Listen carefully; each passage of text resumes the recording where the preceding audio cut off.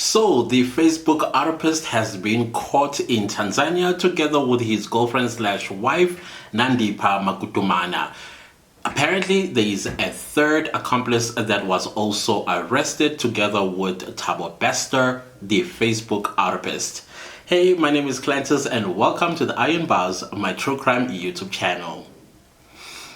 So guys, without further ado, there is a lot to cover here today because last week when I did this story, it broke about 2 weeks ago here in South Africa. In fact, 3 weeks ago here in South Africa, around the 15th, 16th of March, 2023. A story of a man that was sentenced to life imprisonment for murder as well as apisting women that he met on Facebook, pretending to be a model agent or people that scout for models. Especially for girls that are aspiring to become models, and one of the girls, unfortunately, that he had lured became his girlfriend, and in Cape Town he happened to have stabbed her in the chest to death. So I did say in my previous video that the information that I was dropping in that video, nothing was quite clear about who this guy is, what's his background, and what on earth has just happened in our correctional services system that got everybody like, what on earth did that, how did that just happen? For me, it was like, wow, that is the most creative and clever way of a prisoner to escape from prison. But of course, in order for him to have come up with all these tactics, he needed to have money, right? And indeed, he had money. He had money to buy officials and authorities in order for him to have staged what he staged. I think I even mentioned in the previous video that he even ran successful companies from behind bars. One of them he launched while he was behind bars, and he was wearing a very expensive suit, an expensive watch, and he had people that were attending this launch of his company to sing him a happy birthday. It's almost cringe-worthy, but at the same time, every time I see that video, I can't stop laughing how he made everybody fools. South Africans fools, even everybody were fooled by this guy, but he couldn't have done this all by himself. So I decided that, okay, since we don't have the full gist of the whole thing, but I was following the news since I've done this story, and I've got a timeline for you as to how this whole thing began and where we at right now and how we're going to move forward. I feel like this story is going to be broken into parts or episodes until it is concluded because it is the biggest story in South Africa right now. And the most upsetting part about this is that when this guy was caught, the very people who are supposed to have been making sure that he's behind bars is secured and he will never ever see the light of day again are the ones that are busy dancing and celebrating that they've done a great job in catching him. Like, what on earth? You're not supposed to be jiving and dancing and celebrating and patting yourselves on the shoulder in the first place because you failed the people of South Africa. I am talking about the correctional services of this country together with the South African police services, by the way, who are still yet to find AKA's murderer. And they still have to find Senzo Meyiwa's killers. All they ever do is arrest people that had nothing to do with these deaths or these murders, and then they say, oh, we caught the murderers, so that they can appease us. Now we have gone to a point where as a country, we no longer trust the Minister of Police, we no longer trust our criminal justice system because it is failing the people of South Africa on a daily basis. And it's so unfortunate because safety and security is supposed to be the #1 priority in any government. National security and domestic security is the #1 priority for any government. But here in South Africa, that doesn't seem to be the case. Instead, the people that are supposed to be protecting us, who have sworn to serve and to protect us. They're taking bribes from criminals that are wreaking havoc in our communities. A criminal has more rights in this country than a law-abiding citizen, and that is just crazy to me, because if the law was as strict as it's supposed to be, then I don't think the level of crimes that we have in this country would be this big. And I'm not saying that South Africa is worse off when it comes to crimes. It's just that it's a country that is developing, and as the country develops, it also attracts into the country people with questionable intentions. And these people are corrupting our criminal justice system. Not the judicial system, the criminal justice system. From the police, the detective, down to the forensics. They have gone to a point where if there's a murder somewhere, they'll always be investigating. They never catch the criminal. It's only rare in cases where it was easy, that's when they will catch a criminal. But in a complicated matter like AKA's matter, where a person walked up to him in full view of CCTV cameras and witnesses, came close range and pumped 6 bullets into his body. And to this day, the criminals are not found. The artist died. He left a child behind. He left people that loved him, fans that loved him, because he was a rapper, a very famous rapper here in South Africa. And the police still have not found this criminal. And all this happened when? On the 10th of February, 2023. And we are now what? Today is the 9th of April. And there is not even a lead or whatsoever about the killers of AKA. So now they want to dance and celebrate the catching of Thabo Bester, the person that was not supposed to be out in the beginning. I mean, to begin with, come on. That's a little bit upsetting. So enough ranting. Let me start with today's video, because I'm giving you a timeline. Like I said, I'm going to break these stories as they develop into series or episodes so that we can follow this story properly. The most important thing for me, I think, it is the background of Thabo Bester. Last time I said Thabo Bester's mother or parents were educators. Turns out, no, that's actually not the case. Thabo Bester's parents, he has a mother. And the mother has come out and broke her silence and basically giving us a background of who Thabo Bester is, but her story keeps changing. So now you don't even know what is the truth. One moment she was apist by a shop owner and it resulted in Thabo Bester. In another, it's he has a father somewhere and she abandoned him when he was 1 year old and left him with her mother. And it's her mother that brought him up. And from the age of 4, Thabo Bester started a life of crime. At 17, he had already gone to prison more than 3 times or something like that because he was a kleptomaniac. And so these stories, I was like, you know what, until we get a good and correct background of Thabo Bester, I am sure I'm going to make a video where I'm basically giving you the real story behind Thabo Bester. We don't even know if his name is Thabo Bester because his mother goes by a different surname and he goes by Bester. So yeah, it's a lot. So let's get into this timeline of where all of this began to where we are at now and what's going to happen going forward. So number 1, on the 3rd of May 2022, Thabo Bester's cell is caught on fire in the Mangaung maximum prison.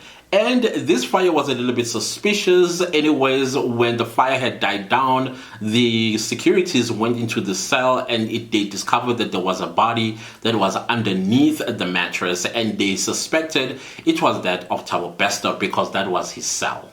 Number 2, somewhere in October of 2022, somebody goes to a newspaper publication and gives them a tip about the Thabo Bester story. And they said, actually, Thabo Bester, we don't believe he is dead. He is actually alive and at large. So the newspaper, So the newspaper publication called Ground Up, they then start doing their own little investigations. But before they started their investigations, they wrote to the Department of Correctional Services to ask if Thabo Bester was indeed dead. Of course, the department said yes, he was dead because the person that was found in the cell was Thabo Bester, and as a result, it's confirmed that he's dead. But the newspaper publication was like, okay, but can you look into it because there are suspicions that he may not be dead, and the body that was found in his cell may not be him. So, of course, the correctional services was like, okay, this is ridiculous. Now, one thing that you need to understand about this particular prison, Mangaung Maximum Prison, it is guarded by a private security company, and it's a private prison. So, of course, the newspaper publication could not do anything further other than to send some questions. And those questions indeed were answered by the correctional services. For the purposes of this video, I'm just going to say DCS. When I say DCS, I'm talking about the Department of Correctional Services. Then they wrote to DCS where basically they were telling them, according to their findings, it looks like Thabo Bester is indeed alive and at large. Can you confirm that? Of course, DCS was like, no, Thabo Bester did indeed die, but they are still investigating. So by November 2022, Ground Up already had all the information that they needed. All they wanted to hear from the DCS was them to confirm that indeed Thabo Bester is either alive or dead. And if he's alive, where is he? Can they get the autopsy so they can confirm that indeed that was Thabo Bester? But the Department of Correctional Services then started ignoring Ground Up. Now, Ground Up, as I said, it's a newspaper publication here in South Africa. It's a small newspaper publication in South Africa. So they had no any other choice but to put pressure on the Department of Correctional Services by doing what? So on the 17th of March 2023, South Africans wake up to the news that Thabo Bester was at large. He had escaped prison. The body that was found in his prison cell was not that of Thabo Bester, but somebody else. Now, according to Ground Up, the documentation that they had did not match Thabo Bester at all. Number one, the first thing that they noticed was that Thabo Bester is tall. He's about 5'4", and the person that was in Thabo Bester's cell that was found dead was 4.6 or something like that. So he was shorter than Thabo Bester. Thabo Bester was a little bit well built, while this person that was found in his cell was a little bit smaller. So the math did not math, and this kind of confirmed to Ground Up that that was not Thabo Bester, and they wanted to know from DCS if this is correct. Now, another thing that convinced Ground Up that that was not Thabo Bester was because of the picture that was taken by a fan of Thabo Bester's girlfriend, that is Dr. Nandipha Magudumana.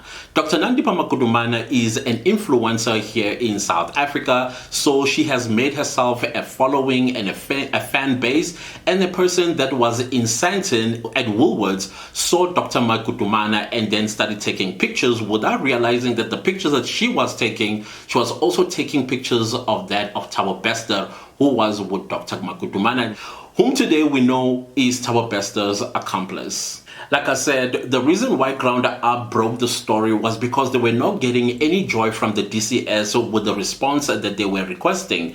Unfortunately, DCS decided not to respond anymore, which forced Ground Up to expose the story. And South Africans were up in arms, rightfully so. To this very day, we are still up in arms with lots of questions in our mind. Like, we have questions, and we have so many questions, but at the same time, we are entertained by this whole thing. For me, what entertains me the most is how he was running companies from behind bars, how he got prominent people singing him a happy birthday while he was behind bars wearing a suit because he was in New York.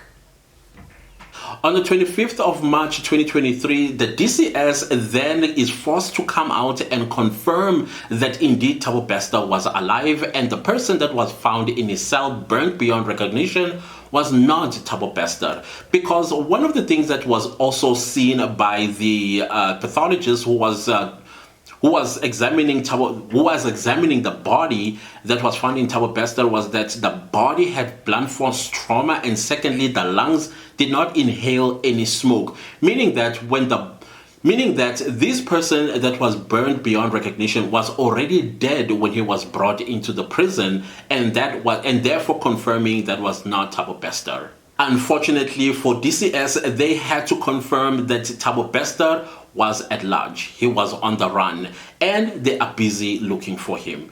Why it took 10 months for them to come and tell us this is beyond us.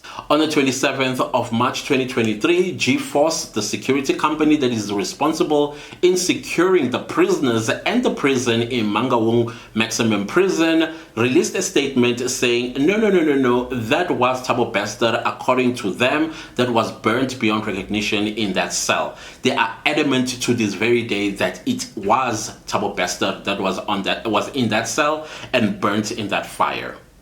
Despite the fact that the man, he escaped the prison and that he is at large.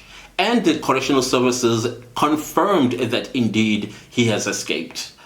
So as of the 1st of April 2023, a manhunt is officially started in searching for Thabo Bester and his accomplice, Dr. Nandipha Magudumana.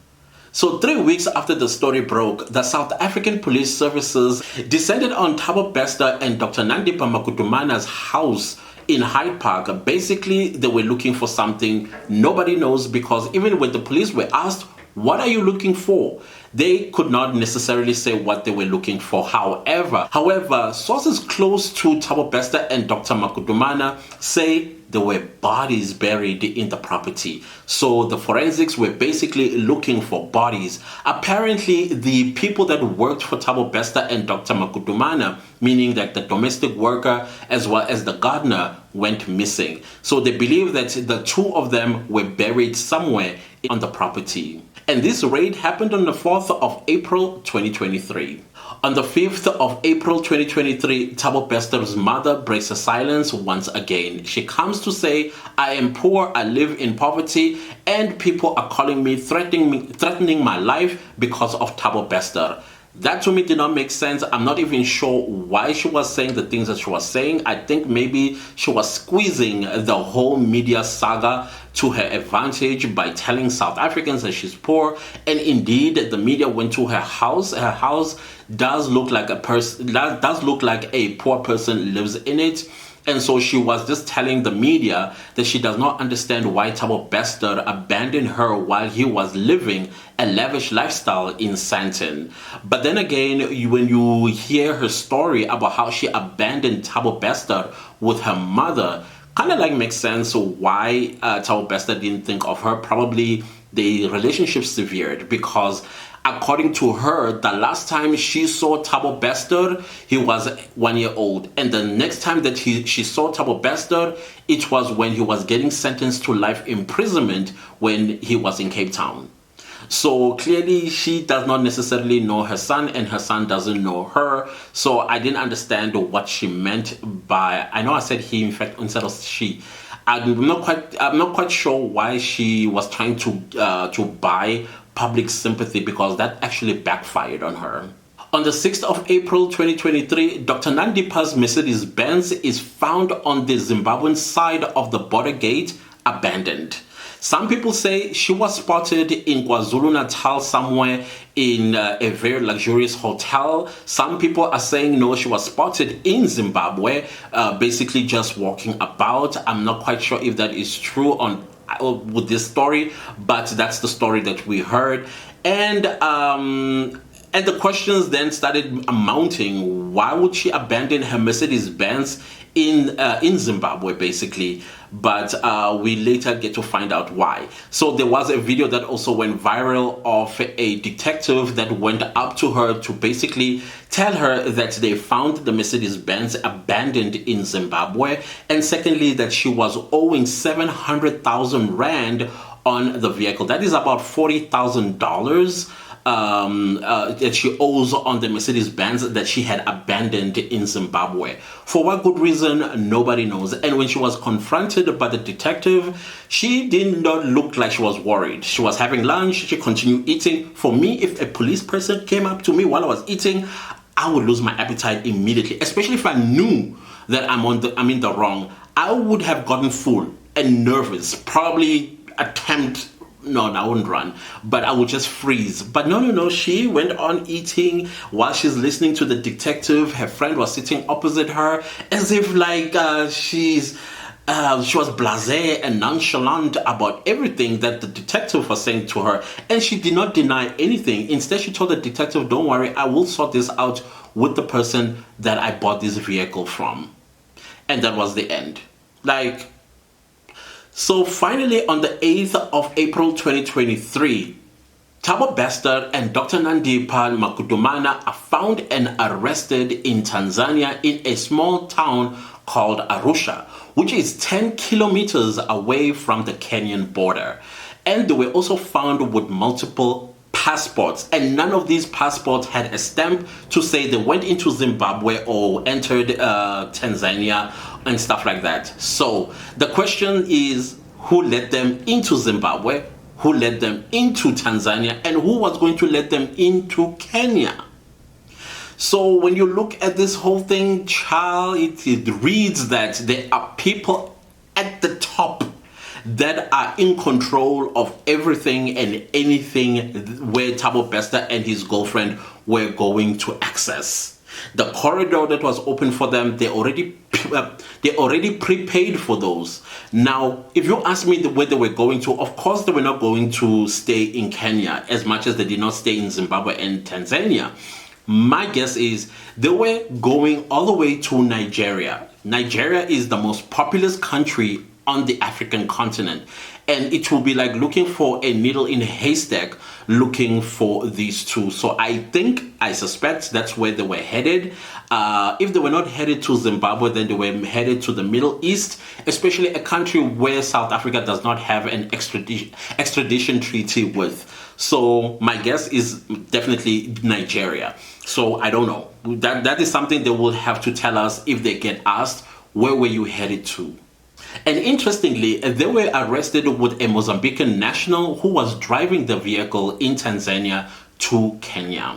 So as of making of this video, they are still in Tanzania, and officials from South Africa are going tonight. They are headed to Tanzania, where they are going to get them to be deported back to South Africa. And extradition is not going to be applied because, number one, Thabo Bester is a convicted murderer and rapist, and Dr. Nandipha entered Tanzania illegally. So there will be no extradition, which is something that I'm going to explain in my next video about these differences, deportation and extradition, who gets extradited and who is deported and things like that. So this is where we're at right now.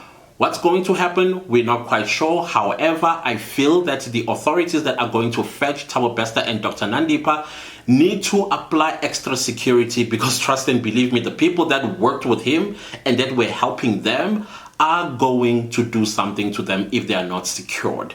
So security is highly important in this case. So my battery is starting to flash, and I will leave this video right here.